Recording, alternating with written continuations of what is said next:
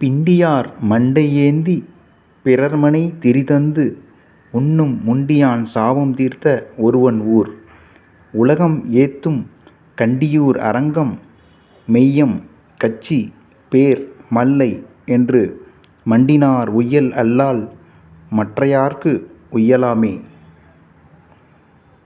பிரம்மனின் 5 தலைகளில் ஒன்றைக் கொய்ய அது சிவபெருமானின் கையில் கபாலமாக பற்றி கொண்டது.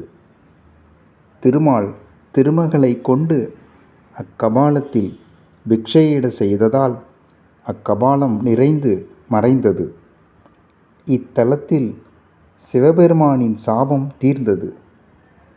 அதனால் இங்குள்ள இறைவனுக்கு ஹரன் சாபம் தீர்த்த பெருமாள் என்ற பெயராயிற்று.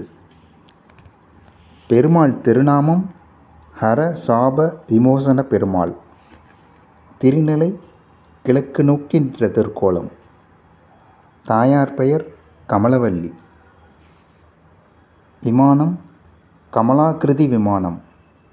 தீர்த்தம் கபால தீர்த்தம், குடமுருட்டி ஆறு. ஆகமம் வைகானசம். காட்சியை கண்டவர்கள் சிவன், அகத்தியர்.